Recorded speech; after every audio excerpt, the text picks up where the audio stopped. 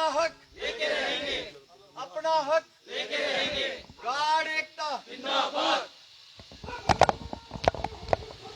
Private security guards, जिस तरह से एक बैंक्स की तरफ से एक ऑर्डर निकाला गया था कुछ महीने पहले कि जो प्राइवेट सिक्योरिटी गार्ड्स हैं उनको निकाला जाएगा क्योंकि एटीएम वहाँ पे कोई सर्विलेंस इक्विपमेंट लगाए जा रहे हैं, सीसीटीवी और भी कुछ ऐसे जो आवाज़ के ज़रिए जो इन सिक्योरिटी गार्ड्स की जगह ले सकें।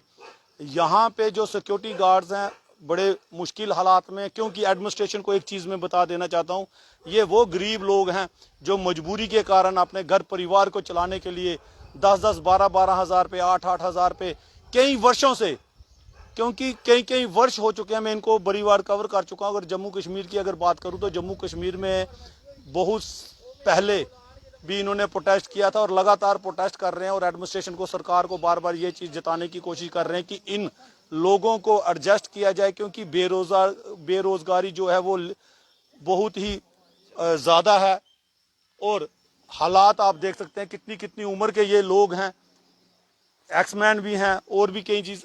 इस समय मेरे साथ रमेश जी बड़े मुश्किल हालात हैं, बड़े जो दुख कष्ट होता है, क्योंकि इस उम्र में आप पूरी ज़िंदगी होगी, आपको सेवाएं देती 10 साल 15 साल।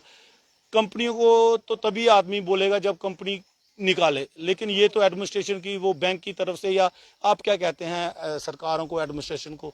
सबसे पहले तो मैं मीडिया बंधुओं को शुक्रिया करता हूं और दूसरा नंबर मैं अपनी एक परिचय देना चाहता हूं। मैं all J&K guard bank ATM का मैं प्रेसिडेंट हूं और मैंने यूनियन बना चुका हूं।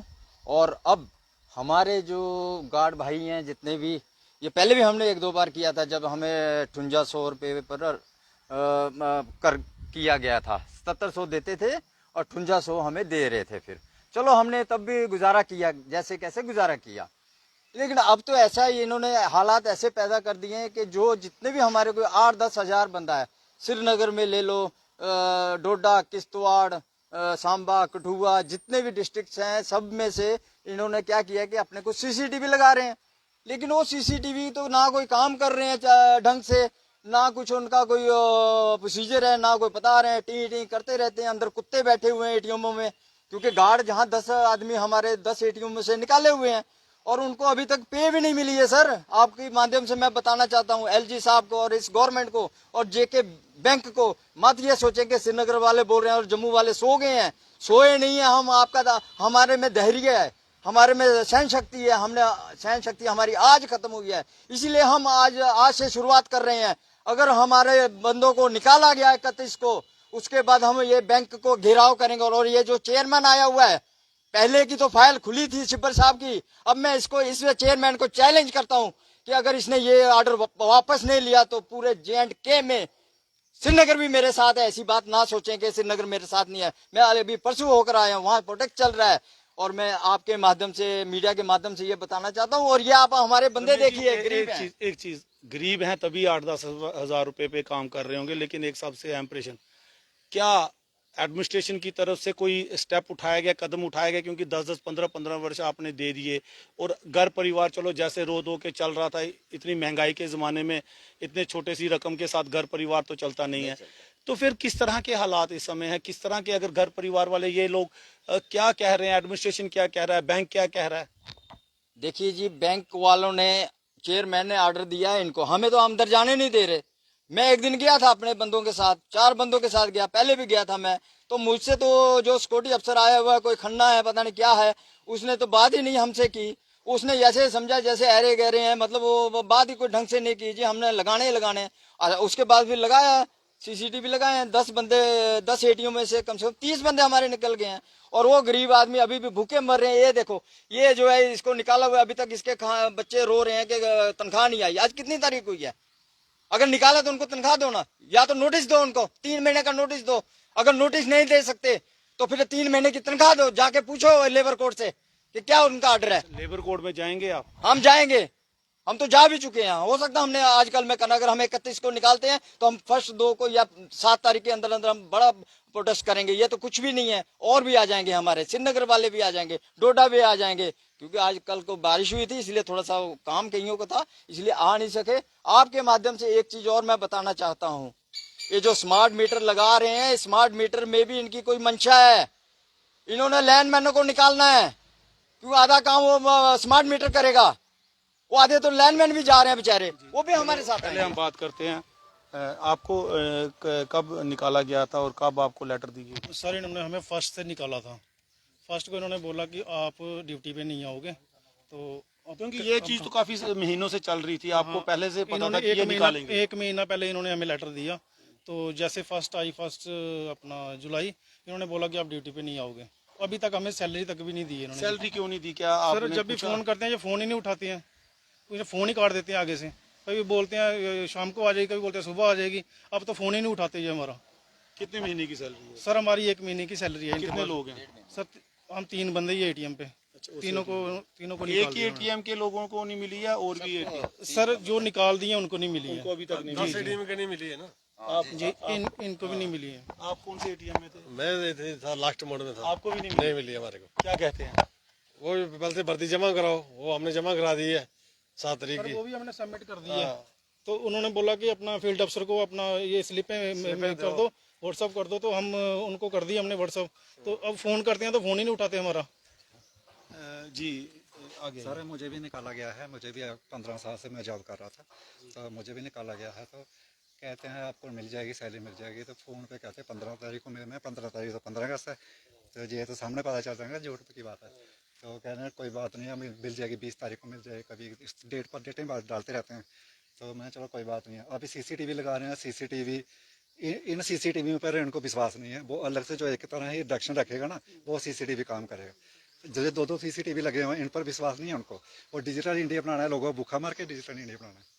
घर जाके लोग भूखे जाएंगे फिर, तो फिर ही जाके जाएंगे ना, फिर वो गला के फिर। रोने की बात नहीं है भाई साहब, ऐसा यही चीज़ है। अब मैं क्या बोलूं कैमरे के ऊपर, अगर किसी के, मैं हमेशा ये चीज़ बोलता हूं, अगर किसी के आंसू निकलते हैं ना, तो सरकारों को, एडमिनिस्ट्रेशन को या बड़ी बड़ी कुर्सियों पे बैठे हुए लोगों को इस चीज़ का संज्ञान लेना चाहिए कि ये आंसू बहुत भारी पड़ते हैं।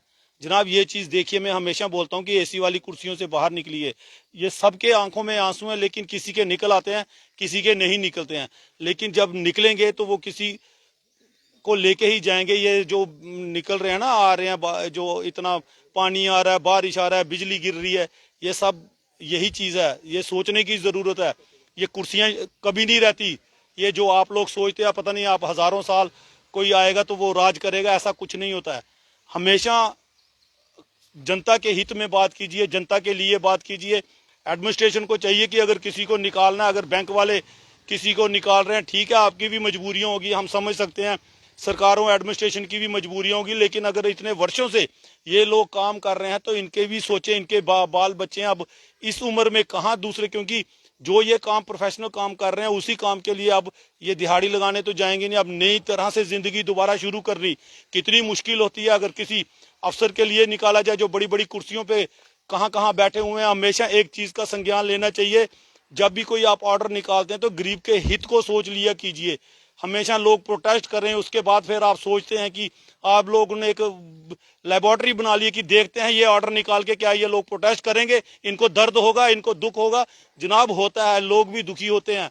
ये चीज सोचने के लिए है हमेशा। जी 8,000 रुपये तो सैलरी लेते हैं, 8,000 के जाएगा शॉपिंग कर लेते हैं। जो AC रूम में बैठे हैं ना, 8,000 के दिन में शॉपिंग कर लेते हैं। हम पूरा महीना चलाते हैं। डिजिटल इंडिया बनाना है, क्या है डिजिटल, लोगों को भूखा मार के बनाना है डिजिटल इंडिया। तो ऐसे काम नहीं चलेगा। चलो सर, रोने से कुछ नहीं होता। आप लोग मेहनती लोग हो, आप लोग काम कर लोगे। दुख दर्द उनका होगा जो लोग ऑर्डर बना रहे हैं, उनके लिए मुश्किल होगी। 15 साल कम होते हैं सर, आजकल के ज़माने में तो आधी ज़िंदगी होती है। 15 साल बच्चे 2200 रुपये सैलरी देते हैं, जाने लगा। तो ये रिटायरमेंट कौन सी दी है हमको? तो जो कह रहे हैं हिंदुस्तान, इंसानों से हिंदुस्तान है, कैमरों से हिंदुस्तान नहीं है। जी हाँ, और बड़ा एक दुख होता है जी। क्या कहना चाहेंगे सर, आज आप भी इनके साथ जुड़े हैं? सर मेरा नाम तरसेम खुलर है, मैं जम्मू कश्मीर अम्बेडकर सेना का चेयरमैन हूँ। हमारा इन साथियों को पूरा ताबन है पहले दिल से ही। तो असल में एक बहुत बड़ी ये साजिश है इस रियासत को ख़त्म करने के लिए। और रियासत को खत्म करने के लिए सबसे पहले रियासत में जो गरीब मैं चाहूंगा आप पॉलिटिकली बात ना करें, इनको किस तरह सहयोग करेंगे जी? हम हर ढंग से इनके साथ हैं जी। ये तो उन्होंने पहल की है, आप भी जानते हैं, आप मीडिया से होने जी, के बाद भी हमेशा क्या ऐसा protest- करने का। जी। हाँ, वो सर जम्मू कश्मीर बैंक को तो स्टेट बैंक ऑफ इंडिया में मर्ज करने जा रहे हैं। ये तो पहली कड़ी है, उन्होंने जो छोटी कड़ी थी उसको तोड़ा है। और आजकल तो जम्मू कश्मीर का जो बैंक का चेयरमैन है वो भी तो उन्होंने स्टेट बैंक ऑफ इंडिया से उठा के लाया हुआ है। मर्ज बहुत हुए हैं जी। हाँ हाँ, तो इसलिए लेकिन यानी कि- गरीब के पेट को ला तो नहीं ना। सर ऐसा है, आप इसको पॉलिटिकल कहें या ना कहें, ये लोग पॉलिटिकली कमजोर हैं तभी इनके साथ ऐसा किया जा रहा है। बिल्कुल। ठीक है, सेकेंडरी बात ये है कि आप देखिए, पहले तो इतना बड़ा धांधली है इस सिस्टम में कि जिन एजेंसियों के थ्रू इनको रखा गया है वो 14,000 लेती हैं, इनको 7-8 हजार देती थी। तो थर्ड पार्टी से डायरेक्ट लेना चाहिए, डायरेक्ट देना चाहिए। यूनियन बनाई है, जब इन लोगों ने यूनियन बनाई है तो गवर्नमेंट ने इन यूनियन के थ्रू डायरेक्ट एम्प्लॉयमेंट लेनी चाहिए थी, ताकि जो वहां से मिलता है वो इनके घर पहुंचता। जी हाँ, ये प्रश्न आपने सही याद कराया, और ये भी चीज मैं भी बताना चाहता हूँ, क्योंकि थर्ड पार्टी हम लोग देख रहे हैं कि कोई भी इंसान लग रहा है थर्ड पार्टी के जरिए लग रहा है, किसी को 15 मिलती है, आगे वो 8 देता है, 10 देता है। तो क्या सरकार खुद कोई ऐसी पॉलिसी नहीं बना सकती कि डायरेक्ट जो सेवाएं दे रहा है, डायरेक्ट जो नौकरी कर रहा है, उसी को बेनिफिट मिले एडमिनिस्ट्रेशन की तरफ से? आप बीच में बिचौला रखते हैं, वो 20,000 25,000 वो लेगा, आगे वो 10,000 12,000 15,000 देगा, कभी भी उसको निकाल सकते हैं। आप एक ऐसी पॉलिसी बनाइए, ऐसी कंट्रेक्चुअल पॉलिसी बनाइए कि जिससे ऐसे डॉक्यूमेंटेशन आप अपनी मजबूत रखिए कि जब भी लगाएंगे आप उस पर लिखवा दीजिए। अगर आपको लगता है कि परमानेंट ना करे, उसके ऐसी पॉलिसियां रखेगी, अगर आपको लगता है कि आने वाले समय में अगर आप इनको निकालें या कुछ भी तो ये आपको हानि पहुंचा सकते हैं, आप ऐसी पॉलिसी कीजिए, मगर डायरेक्ट बेनिफिट दीजिए, क्योंकि गरीब जो है लगातार गरीब होता जा रहा है। 8-10 हजार में अगर कोई भी होगा, उसको आप बोलेंगे क्या उनका घर परिवार चल सकता है? नहीं चल सकता जनाब। बैठ के एसी वाले कमरों में ठंडे दिमाग से सोचा कीजिए गरीब के लिए। गरीब है तो आप लोगों की कुर्सियां हैं, आप लोग हैं जी। जनाब बड़ा दुख होता है जो कि बार बार प्रोटेस्ट करना पौंदा, बार बार सड़कों पर आना पौंदा, एक किराया भाड़ा नहीं होता। कुतू कुतू लोग मैं पिछली बार भी देखे, कितू कितू उठ के आए बेचारे दूरों सर दूरों। मिगी 8,000 में मिलता है। 8,000 में अजकल तो घर का सर्कल चलता ही नहीं है।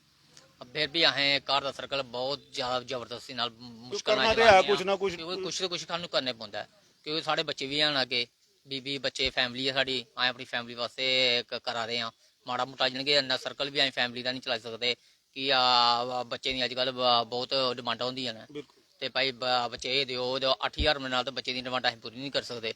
असें जदूं भी ड्यूटी करने आं खून पसीने नाल ड्यूटी करने आं, लेकिन फिर भी जिसलै दफ्तर बिच उठदे न ते बाद च गार्ड गी नहीं कोसदे न। एह् बड़े अफसर एह् क्यों कोसदे न?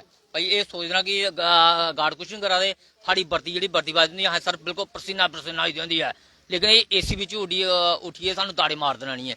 हाँ भाई ये क्या कर रहे हो तुम, ये क्या हो रहा है, आप ड्यूटी दे रहे हो? है सर हम सुबह से लेकर शाम तक पसीने से मर जाते हैं। ड्यूटी कभी इधर उधर, कभी गेट खोला, कभी वो कर किया। जी हाँ, जिस तरह से आपने देखा कि बहुत ज़्यादा लोग, और आने वाले समय में इन्होंने भी कहा है कि हम लोग सड़कों पे उतरेंगे, हम लोग कोर्ट का, लेबर कोर्ट का, हर एक कोर्ट का, क्योंकि अपने हक के लिए हर एक का हक है कि वो वहाँ पे जाएं, अपनी जो उम्मीदें हैं। और एडमिनिस्ट्रेशन से, एलजी साहब से भी रिक्वेस्ट कर रहे हैं, और बैंक वालों से भी, कि चेयरमैन साहब से भी, कि कृपया ध्यान दीजिए। जो मशीनें हैं वो एक इंसान की जगह तो नहीं ले सकते, लेकिन इनको भी एडजस्ट कीजिए। जो पुराने 10-10 15-15 साल से इतने इतने वर्षों से काम कर रहे हैं, बैंक को चाहिए, एडमिनिस्ट्रेशन को चाहिए कि प्रॉपर रोजगार दे। बेरोजगारी को हटाने की बात की जाती है, आप लोग देख लें खुद। आज यहाँ पे 20-30 लोग हैं, और आने वाले समय में और भी लोग इकट्ठे होंगे।